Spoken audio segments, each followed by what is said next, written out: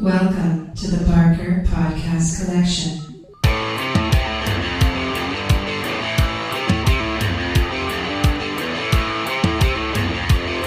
I suck, you suck, I suck at Call of Duty.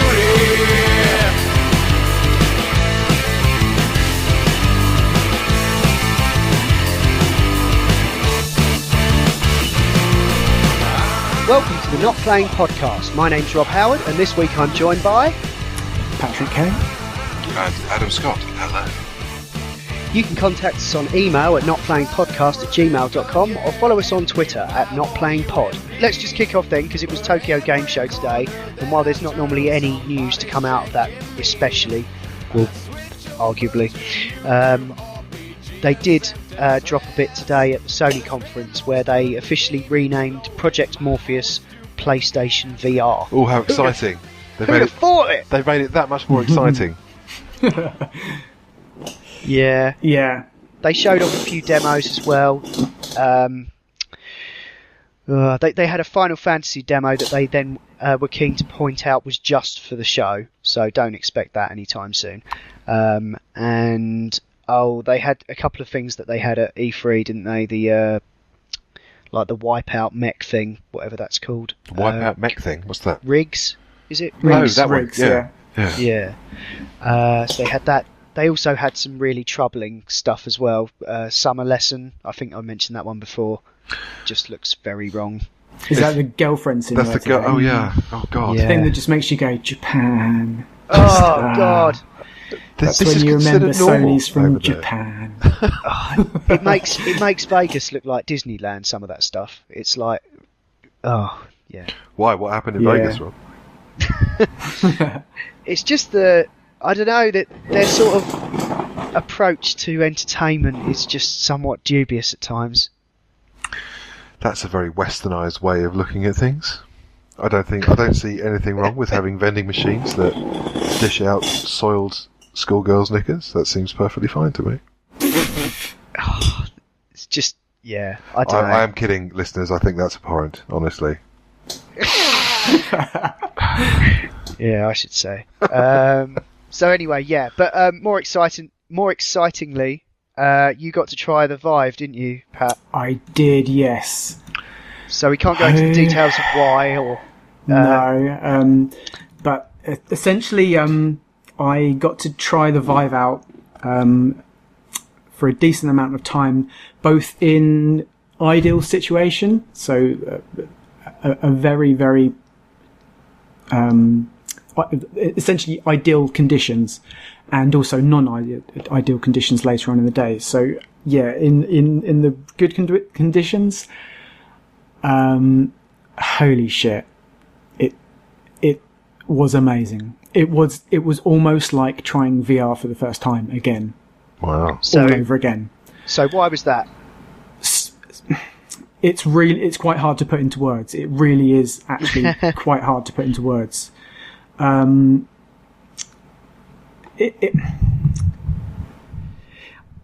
It felt much more real than the DK2. The absolute freedom of movement, the fact that I could lean all the way down to the floor, that I never had to worry about leaving a tracking area, that I could walk across a room, that I could spin round 360 or even more and never lose tracking. Was the tether then like up above you on a? It was, yeah, on it was a kind of hoist or whatever it is. In the ideal situation one, yeah, that was where it was. It was tethered above me. I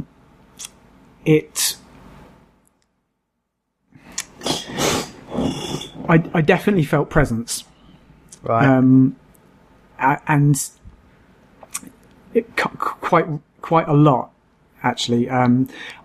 There was times where you could see screen door still. You can still see screen door in very light scenes if you look for it. Right. It's very easy to lose it though. It's very easy to ignore it. But the field of view, I don't know, it felt slightly larger than what I'm used to. I don't know if it was. Or if it was just the fact that the optics were so good. The optics on this they're really, really, really good. They've got like a Fresnel lens thing, like the kind of lighthouse weird cascaded, instead of a normal sort of traditional curvature lens like you get on most things. And this, I think it was making less chromatic distortion, chromatic aberration, which is basically where it kind of cuts the light channel in half, and you see red and blue separated either side of the light. You've probably seen it on games because developers often add it as an effect.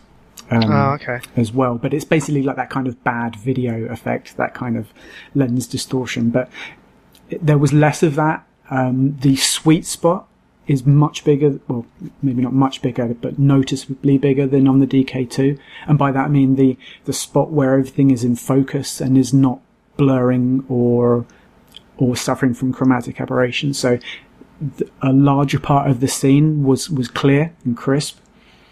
The resolution, which was kind of, I think it's around about kind of 2K screens, one for each eye, felt great. As I said, like you could barely see the pixels in this one. It definitely felt like, easily good enough for consumers. Absolutely. Definitely going to benefit from it getting higher, but it's absolutely there. It's ready for consumers. Can you talk about anything that you actually tried? Yeah, sorry, I just wanted to get all these bits out of the way first. Okay. The headset, very, very light. Really surprisingly light. Oh yeah, I was going to ask that. Compared to the DK2, it was ridiculously light. And it felt very comfortable. The way that it mounts onto your face doesn't pinch or push into your face at all. So that was really great, and that's massively important. They've said that about the consumer Rift as well, though. Yeah. So bear in mind, I'm comparing it to a dev kit. Yeah. But yeah, it's worth mentioning anyway. It was very, very, very light. Although even though I had the cable mounted above me, it still got in the way a lot. Right. So turning round and round and round, that is a problem. You do have to monitor it. Wireless VR will be a very, very cool thing when it eventually comes. But the most standout thing, even though that stuff was amazing, and definitely the visual side of it, like I said, it was like, fuck, this actually is like being there. And for someone that's been doing VR so regularly for so long, to have that kind of experience of it, that you should take that as that it's really fucking good. It's really fucking good. Did you use the hand controllers? Yeah, that's the thing I was going to get to next. So the thing that really stood out in terms of experience was the hand controllers. They're really low latency when they look like they're tracking exactly what movements they're doing. It was really weird when basically I was handed the controller, but it came from the other side of the room. You could see it when it was turned on the other side of the room, and it just kind of floated towards me and was handed to me.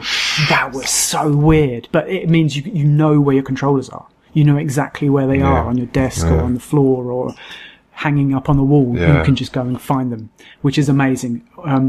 They were incredible. They're quite light. The one bad thing about them though is they got sweaty really quickly, just way quicker than an Xbox controller. That's going to be an issue, definitely. What else? Tracking was great. Doesn't the Vive have built-in headphones? Sorry, no, you were no, this version doesn't anyway. Okay. I think the consumer one will, but no, this one doesn't. But yeah, the other thing I was going to mention was the lighthouse system, which tracks you. This is how I was able to. I was basically in a kind of blacked out warehouse, being tracked over the maximum area that lighthouse can scan. And they essentially, it tracks exactly where you are. It's really, really fast. It's really low latency. And it has a thing called the chaperone system. And basically what that means is when you're about to walk out of the boundaries of its tracking, volume, its tracking space, it will project a kind of transparent grid. Just say, this is where your wall is, this is where your coffee table is, this is where your chair is, whatever. It will map out things which are obstacles in the room with you, and it will stop you from walking into them, essentially. It's like It will the stop you holodeck. from, That's pretty awesome. yeah, That is really it stops awesome. you from losing your tracking. Yeah. So yeah, all of that stuff, amazing. But the real amazing thing was the stuff that I tried, and this is what is winning people over. It's got a set of demos which are exclusive to the Vive that are really, really compelling. So first of all, I tried the shopkeeper scene, which I believe was a Unity demo, and it was about kind of 5 minutes long. And basically, you're in this kind of really kind of creepy, well drawn, but slightly kind of cartoony shop in a kind of fantasy RPG sort of setting. Right. And it's all kind of dark, and there's loads of objects and weird little trinkets and stuff everywhere. And the door opens and the shopkeeper walks in. He's kind of like waddles in, this big kind of shopkeeper, and he's like, "Oh, take this light," and he throws you this little light, and you pick it up with your touch controller, and it sticks to the end of your touch controller. So now the one in your left hand is a torch, and wherever you move it, it projects the light into the scene, and it projects the shadows. So the shadows were all moving around as I moved this touch controller, which looked fucking amazing. So you could like bend down and you could look at these little objects and kind of inspect them, or you can lift it up high and you can make these huge shadows kind of crawl across the ceiling. And it was amazing. And basically there was these little set kind of little symbols all over the room, and you walked around, and when you moved the thing up to the symbol, and I think if you press the button, it changed the scale of you. So you suddenly were a tiny, tiny little person, and the object that you were just looking at, that was maybe like a book or something, is suddenly this massive building-sized book, and you can read each letter because they're massive. You're Ant-Man. Yeah, and you go into like a mouse hole, and there's a little thing in there, and it's scurrying about, and you see eyes, and like as you move about, there's all these little different levels of parallax, and it looks amazing. And you look outside, and there's this huge mushroom, and you can go up above the. There's these kind of like oak, what are they called? Kind of struts, and you can teleport above them and be really tiny and look down on the whole scene as this tiny little thing. So good. Absolutely amazing. Another one I tried was Tilt Brush. Okay. Now, Tilt Brush, I have been looking forward to trying Tilt Brush for so long. It's not actually a game, it's a drawing program, but it's not like a Photoshop one. It's kind of like recreational. Yeah, it's definitely like a kind of recreational drawing program. Essentially, like you're in this very dark scene, and you've got your little area underneath you with these little paving slabs that shows you where you can walk. And with the one touch controller, you've got your palette, you've got your different types of brushes, you've got particle effects, you've got different ways for the brushes to animate, etc. And then with the other one, you've just got a brush, and you draw in 3D space, and you can move through your drawings. You can like draw around yourself in light and see like a silhouette of yourself made out of particle effects. I like that mime from the old Kenny Everett shows. It's so good. I mean, it's like I say, it's not a game, but it sounds definitely awesome. It's definitely playing. Do you know what I mean? Yeah. It's like I can imagine myself just losing like thousands of hours in my living room just painting random crap for absolutely no reason, just because it's just like really cool being inside these things, and you can just make these 3D scenes happen like in seconds. It's so cool. Are there any tools? Yeah, are there any tools to?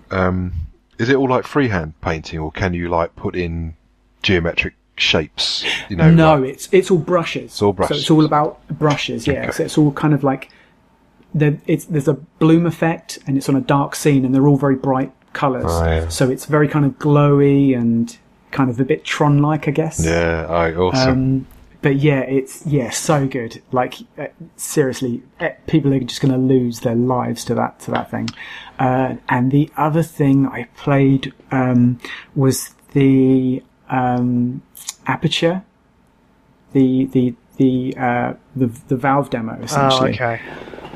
Jesus, this thing was incredible.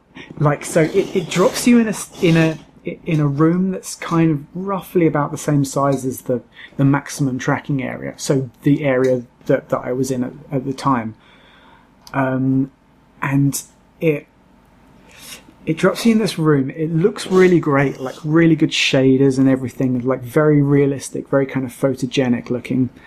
And it gives you've got the touch controllers in your hands, and it's tracking them as these kind of weird sort of Portal-esque gadgets that are shaped slightly differently but the same, and you have to kind of charge them up in this kind of radioactive thing at the start, and then you open up these drawers, and in one of the drawers there's like all these kind of little AI people, these kind of little kind of bot things, and as you lean down at them, you can see like they're all doing completely different things, and they will react to you as this kind of giant moves above them, and then you open a door up the back, and this broken robot kind of like lumbers in, and he's got all these kind of sparks and smoke coming off of him, and he's all broken and stuff.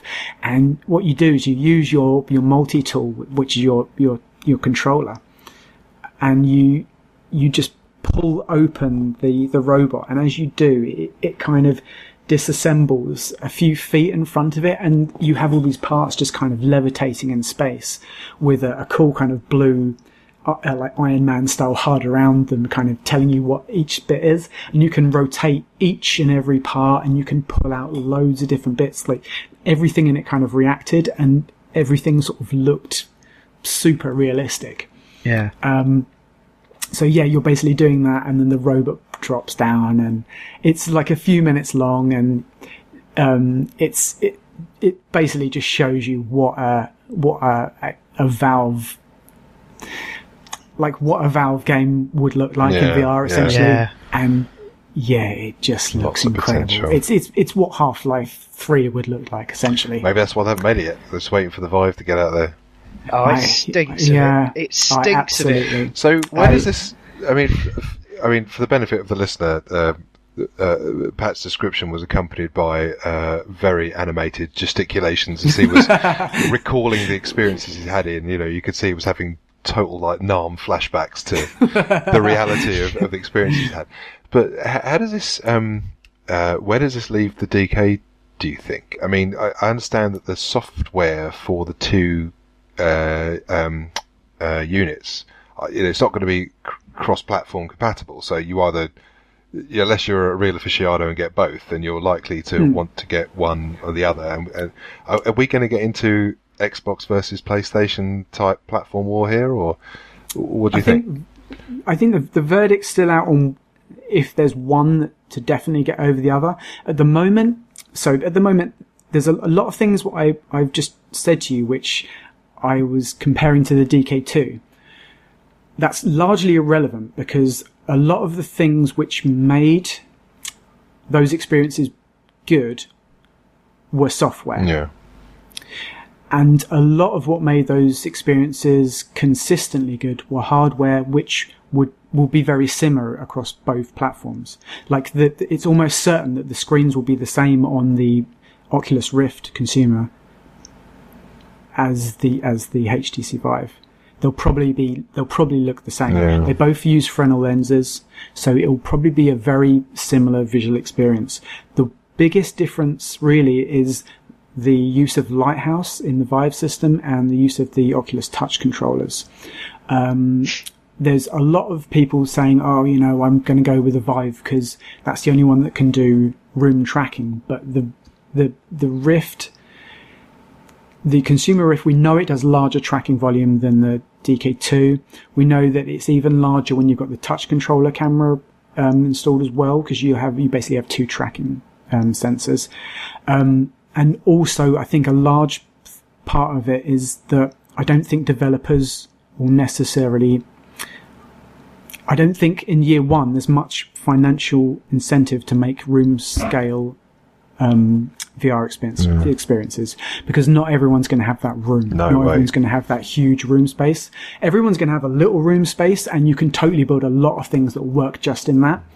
But also, I mean, like I said, it sort of comes down to software, and I mean, Oculus have 21, 22 exclusives, and Valve have a few exclusives as well. So it really comes down to what software you want, which is essentially what the difference between PS4 and Xbox is anyway. Exactly I want these sort of games, or I want these sort of games, and it's going to be a case of that. But most things will be multi-platform. Most things will work on both. Oh, that's cool. There are exclusives for both, but most things it will make sense to develop for both. Oh, that's good. I thought there were going to be one or the other. I didn't realise there were going to be stuff that was going to be pushed. I suppose it makes sense that they would be, wouldn't it?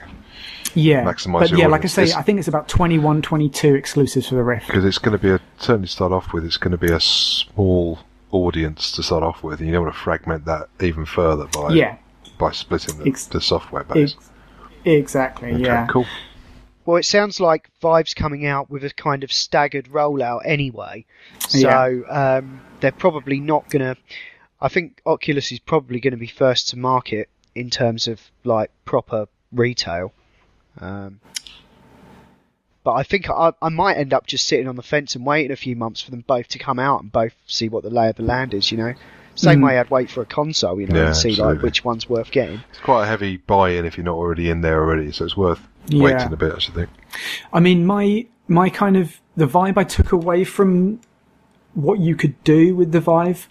I went to VRLO, the VR talk in London, later on in the day, and tried out in less optimal conditions, where I did get things like the controller dropping out a couple of times, and occasionally I think like tracking space was correct what it was telling me, but it was a small room and it felt rubbish having that kind of thing coming up when it didn't need to be there. But what the kind of vibe I got from it is and I hope it's not going to be like this, but it's got a bit of a Wii vibe to it. Okay. As in the Vive, it's got a bit of like it's really easy to think of like casual applications for it, and that's really cool because like VR sort of needs to be like the Wii in that it needs to get non-gamers to play games. Yeah. And playing around with it made me think like you can think of a lot of casual sort of sporty things. Like you can make a cool sword fighting game. You could make I played a ping pong game with it, and it worked great. I'm terrible at ping pong, so I'll shit it. But you can actually bat the bat, and it pings back, and then it gives you a gun, and you can actually fire ping pongs, and this little robot arm tries to catch them all and stuff. And stuff like that works really, really well, and like it really lends itself, I think, to kind of short, really fun experiences rather than like, hours and hours of play. But I think that's what you should probably think about in terms of VR experiences, in the first year anyway. Many an hour playing Just Dance with my kids, so I'm all up for the VR version of that. Thanks very much. I meant to say, when I was at this VRLO thing, I tried, I was trying out a few different things, but I tried this contraption called, I think it's Pretend Motion. And basically what they do is this kind of thing was strapped around my arm, like a kind of weird kind of it was like one of those kind of ab belt things that you use, and it kind of gives you electric shocks. But anyway, they strapped this on, and then this lady had a controller, and she said, right, I'm going to control your arm now. And she just presses a button, and my arm just kind of flings off as if someone had pushed it out of the way. Oh my God. And then she did another thing, and it made me close my hand. Oh, that's kind In real life? Yeah, in real life. It moved my arm across. Oh, it made me move my arm like this, and she made me close my hand, and then she made me like put my hand down or something as well. But like that would be really kind of useful for if you're making like a sword fighting game, and you're fighting someone online or a bot, and you need it to have resistance. Yeah, that would be the resistance. So you, that's always moves your hand back. That is always the 'Cause thing that's about why sword fighting games. That's that's why we don't have a sword fighting game, because you don't have that feedback. You don't. That's why most games are first-person shooters, Yeah. because it allows you to do something, press a button, and have something happen on the other side of the map. Yeah. And when that happens, you don't need that tactile feedback. That's why we play. That's why most games are first-person shooters, not first-person sword fighting games. Because like you say, you miss that tactile response of that resistance. But things like that, amazing. Awesome. Like actually have a sword fighting game. But yeah, it was a bit of a crazy day of trying loads of things out. But the overall thing I took from it is that consumer VR is definitely ready. It's more amazing than I think I could have even imagined. Yeah, incredible stuff. Like absolutely incredible stuff. Roll on 2016, I guess. Yeah, well, the HTC Vive, it's coming out in small quantities at the end of this year, and then a proper consumer release is going to be Q1 next year. Do you think you'll jump on it as soon as you can? Yeah, I'm going to jump on it as soon as I can, I think. Oh, cool. Well, Yeah. Look forward to much more talk of the Vive coming soon. This has been the Not Playing Podcast in partnership with notlistening.co.uk, where you can hear myself and Ian also talk about movies and TV on the Not Watching podcast, and also a bunch of funny guys, Adam, Ash and Will, talk about lots of funny stuff on the Not Listening podcast. it's not me, so it will be funny. Yeah, the other Adam, who runs our sort of network or whatever it is. If you want to get in touch with the show, please do on notplayingpodcast@gmail.com, or you can tweet or follow us on Twitter at notplayingpod. You can find the show notes for this show at notlistening.co.uk, and if you're listening to us on iTunes, then please do give us a review. Anyway, that's all for now. Thanks for listening. See ya. Bye, everybody. 1, 2, 3, 'cause I suck at Call of Duty.